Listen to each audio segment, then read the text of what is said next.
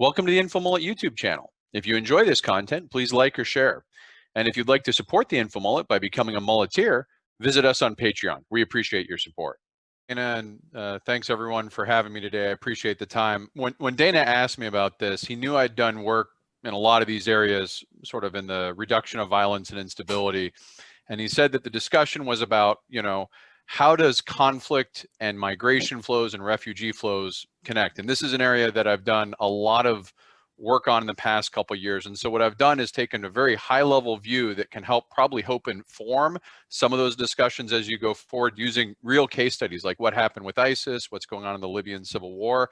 Some standard disclosures I do. I mean, my work is in violence and instability, everything from mass shootings to insurgencies. So the topics can be kind of sensitive. We're an adult audience here, but there will be some, there could be discussions of things that are unpleasant.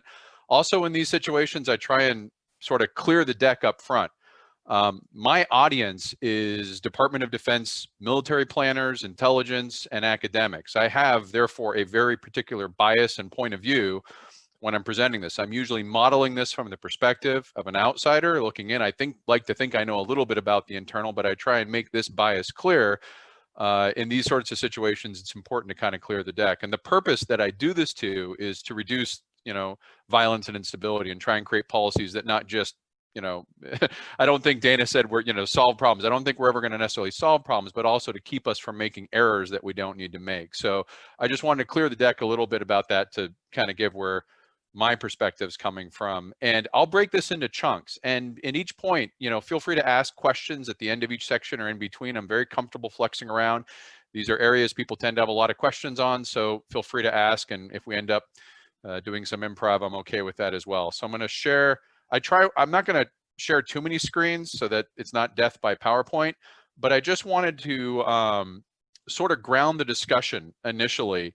One of the first things that people ask, they get these questions of these terms. So you're talking about conflict, and you're talking about refugees, and you're talking about, well, what is an insurgency? What makes an insurgency an insurgency? How is an insurgency different than a terrorism network? And I use a little graph here to help illustrate the kinds of conflicts that can arise and how we as professionals classify things like a terrorism network from an insurgency, from an emerging state actor. And this is a good discussion, I think, to ground what comes after this, because the non-state actors that live in this space will move through these different areas. But just to clear the chart, on the left is the challenge to the state.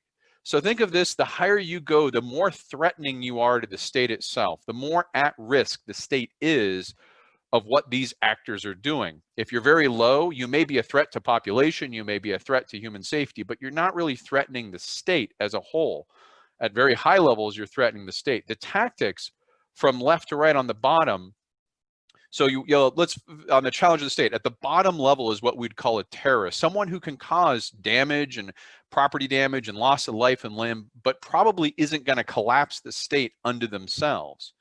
In the middle space is an insurgent who presents a very real risk in certain areas, but they still have to operate clandestinely. They still have to hide what they're doing, but they're directly going after the state. And a state-like actor is one who has literally claimed territory from which they're acting like a state. They're basically have taken over that spot.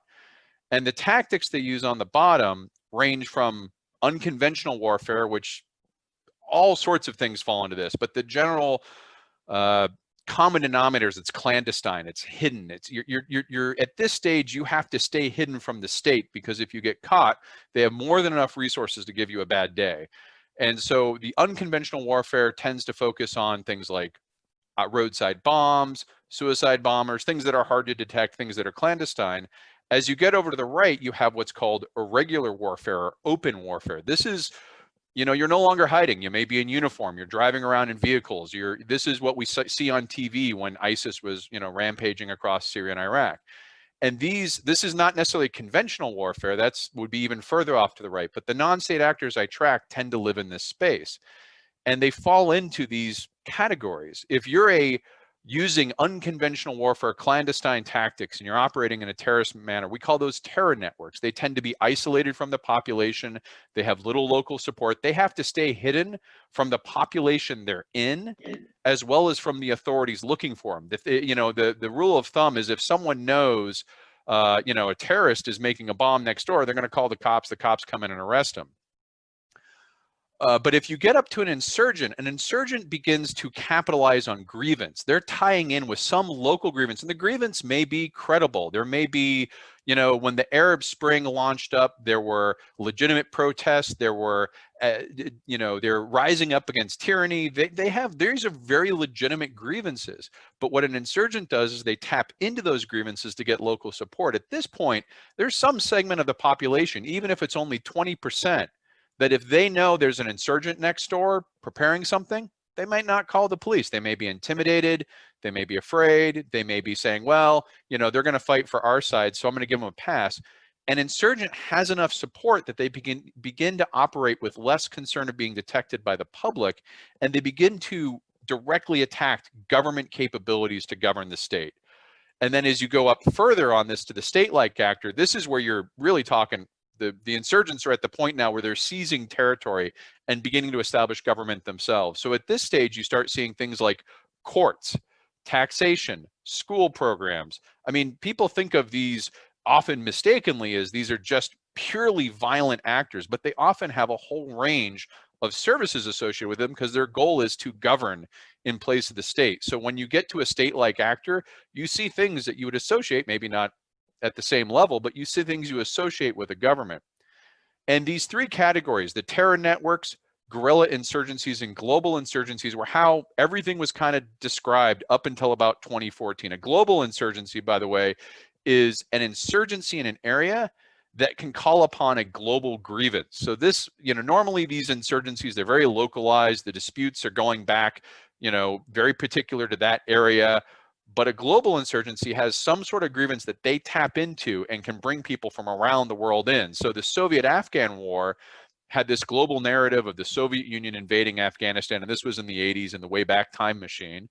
But, the Al-Qaeda affiliated conflicts, these are an example of a global insurgency. Al-Qaeda has chapters and insurgencies in many different areas around the world that tap into these local grievances, but they also have a global narrative that they portray, that the West is standing on top of the Islamic society, they're the cause of the problem, the colonization. There's a lot of narrative in here, and some of those grievances, again, they're legitimate grievances. What Al-Qaeda does is exploit those to gain power and credibility and then turn that into military strength.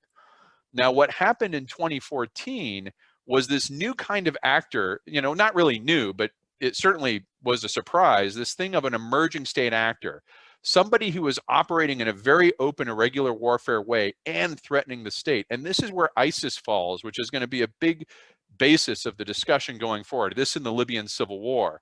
But it's not the only time this has happened. The Taliban had this in Afghanistan, 93 through 2001, and could arguably doing it again. What makes an emerging state actor different from these other things? Well, if you have an insurgency in a territory that has a very valuable resource underneath it that you need the land to get, it's oil in Syria and Iraq, it's opium in Afghanistan, it's cocaine in Colombia, it's blood diamonds in Central Africa, the Central African republics. That means an insurgency that grabs that land and takes it from the government can supercharge with finances and really accelerate their growth. And that's one of the key things that makes an emerging state actor very difficult. They also tend to leverage these global narratives to bring in outsiders. Normally, an insurgency is limited by the local population's willingness to tolerate, this competing narrative between the insurgents and the state. But if you're tapping into a global grievance, you can bring in recruits from all over, which give you people who aren't tied to the local needs. And this can be a something that makes an emerging state actor much more different and difficult than a classic insurgency. And just to ground, now this is a little bit fuzzy, I apologize. ISIS didn't come out of nowhere in 2014. It seems like it, everyone's like, well, it just showed up, and it did. But it had actually been in one form or another back since 1999. And I'm going to apologize, these names I'm not good at pronouncing, but Jamaat al-Tawhid and al-Jihad was the original name formed in 1999, and this was actually in Jordan. Then they connected with Al-Qaeda and became a temporary ally of Al-Qaeda during the US invasion of Iraq, and they were out known as Al-Qaeda in Iraq, 2004 to 2006. Then they changed the name again to the Shura al-Mujahideen, and they went through these series of leaders, often because leaders were killed or captured, and they started calling themselves the Islamic State of Iraq in 2006, 2008. Now, throughout all of this, they're operating as that clandestine terror network or that insurgency network. They're hiding, they're staying low profile, they're largely focusing on suicide bombings, IED attacks, maybe targeting occupation troops or targeting civilians. But they provoked a backlash where the Sunni uprising there was an uprising in Iraq back against them. So they go underground again, and they're still there till about 2013. Then the Syrian civil war breaks out, and they say, hey, this is an opportunity, and they go into Syria. And you'll hear more about this. I'm not going to get too detailed because the next speaker is going to probably get into this. But in 2013 to 2014, they really solidify their presence, and they change their name to reflect this. They're now the Islamic State of Iraq and Al-Sham, which is where ISIS comes from. Islamic State of Iraq and Al-Sham is what ISIS means. If you also, you can call it the Islamic State of Iraq and the Levant. Al-Sham and Levant are the same area. It's called Greater Syria. That's where ISIL. And if you take that acronym and put it in Arabic, it's Daesh. So all the names that ISIS has all mean the same thing, just in different languages. And this is when they get al-Baghdadi as a leader, and they really start to take off. And where this timeline ends is probably when they get in mass attention, June 2014. They kind of, in the Anbar offensive, they blow up all over Iraq and Syria and gain a lot of territory very quickly. And again, I'm not going to go into it too much, but at one point they took nearly 2/3 of Iraq, 1/3 of Syria, and controlled this as an emerging state actor. This shows the fall, right? So there's this ISIS has risen up, it's expanded rapidly, and then from 2015, you can see this is at the peak of their size, and it simply shows what we all know, that they have since declined in territorial holdings. That doesn't mean they're not a threat. I'll go into that later. But what I want to kind of demonstrate here before we talk about refugees and things like that is, this is a period of very, very intense conflict where you have a civil war. From that comes a massive insurgency that drives across both countries now, Syria and Iraq, with a rapid increase in territory and then a rapid decrease, accompanied by conflict for about 6 years. And so when ISIS had its territorial ambitions curtailed, they were already at that point had become a global insurgency. So even though this map shows ISIS sort of disappearing, they still have chapters in Nigeria with Boko Haram.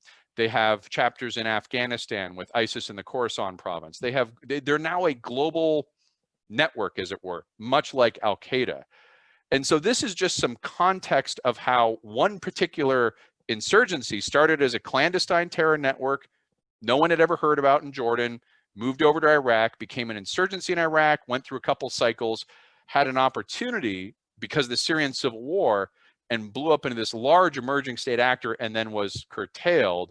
And I want to pause here to see if there's any questions on how, at a simple level, how these insurgencies form or get curtailed, or what are the causes of insurgencies, or anything like that we can go into before we start talking more about refugees and the kind of international responses that come from that. So let me pause here and see if there's any questions.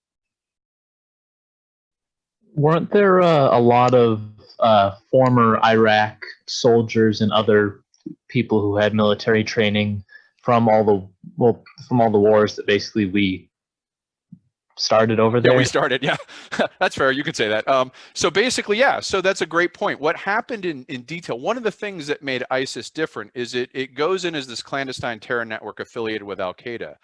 But at the time in 2003, there was a very strategic decision by the U.S. to disband the Iraqi army.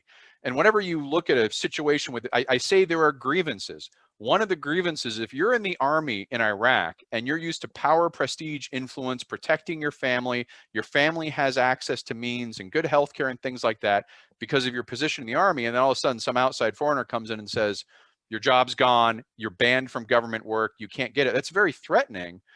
a lot of those Army officers, mid-grade Army officers, majors, captains, the kind of folks who have hands-on experience, got absorbed within Al-Qaeda in Iraq and became sort of a logistics cadre that then was able to sort of professionalize Iraq along Army ways. Now, they weren't the only in-source of experience. I've done a lot of research on jailbreaks around the world and how dictators may release militants into a population hoping it will radicalize them. And that also in Syria contributed to it. But certainly there is a tie between the disbanded Iraqi army contingents with ISIS that allowed it to kind of become professionalized. That's a great point. Was that Paul who said that, or Evan? I didn't catch it. Evan, thank you. Other questions about insurgencies, ISIS, anything you've heard that you wonder, like, what's going on? I don't know why that happened or what happened there. Can you set the context inside the you started to do it in terms of talking about the disbanding of the army. Can you go back and set the context just a little more? Yeah, take a mess and make it worse. That's the context. So the context is in 2003, going in the Wayback Time Machine. The U.S. has an excellent idea, not really, that we're going to go invade Iraq and topple Saddam Hussein and do a regime change. And the Coalition Provisional Authority under Paul Bremer has a choice before it. When you have a local conflict and a previous military force, you can either rely upon the actors who were in power at the time and simply have all the strings. They know how to keep things running on time. They know how to keep things secure, but they're bad actors. And you just spent all your time and effort toppling this. Do you allow them? And this is very similar to what the Allies in World War II faced in Germany. Do they allow the former members of the Nazi Party or the Wehrmacht military to maintain positions of influence, or do they ban them? Anytime you have, and this is one reason why insurgencies often come up after conventional fights. U.S. Civil War, there was an insurgency after the U.S. Civil War. Most people don't know that, but there was. Anytime you have a defeated conventional army, there's a question of what do you do with them? Do you allow them to maintain that power, prestige, and influence, or do you ban them from work? And, you know, there's in-between parts, and I think it could have probably been better handed, but in this case, they just turned them out on the street. And in this society particularly, it's a society that is very based off what's called familial ties or segmented lineage. Your family and your family network is extremely important to see to. So this isn't just a threat to, I don't have a job anymore. These is my entire kin network of cousins and nephews and nieces and things like that that I'm supposed to be responsible for. And I'm not trying to say that these folks are angels necessarily or should be congratulated, but give some realistic context to the kind of challenges that go on in post-war, and why you should you should be very careful before you invade places. These are problems that are going to come up. Is it fair to say that this is sort of a case of accidental allies? You mean accidental guerrillas? What exactly? So accidental guerrillas is, as I thanks for the lead-in. we'll make that look natural in the post-edit. The accidental guerrillas is a concept in counterinsurgency that says in certain societies, and this is true for the US as well, there is local conflict, and that will go on, but if you're an outsider and you inject yourself in that local conflict, you now become the foreign outsider observer to which people who didn't agree with the bad actors in the first place are now looking at you as, hey, you're an outsider. What are you doing here? And if any of you are from large families or no large families, I describe it like a large family of siblings. Like there's 5 brothers and sisters who are constantly fighting amongst themselves, and they all end up in high school at different grades, and they fight amongst each other all the time. But if some outsider picks a fight with one of them, all 5 turn together and go against that outsider. And it's the same effect in a society. And it's the reason why there's the saying, me against my brother and I against our cousins and I against the world. It's basically this concept of local conflicts, when you intervene with an outside force, can quickly turn both of those sides against the outsider. And I discussed, I don't want to get too far off track, but I discussed this in the context of the Portland protests and the federal agent intervention over the summer to demonstrate this accidental guerrilla manifestation. The federal agents come in, they're intervening in a local thing, and you see a lot of backlash. Now in Iraq, that's what happened. You have this large presence of outsiders that are now mobilizing people against them, surely for the fact that we're outsiders in their space. Thanks for watching the video. Hope you enjoyed it. If you'd like to follow the InfoMullet, visit us on Facebook or Twitter. And if you'd like notifications when we post new video content, click on the red subscribe button below the video. If you've ever wanted to become a muleteer and support the InfoMullet, visit us on Patreon. We appreciate the support.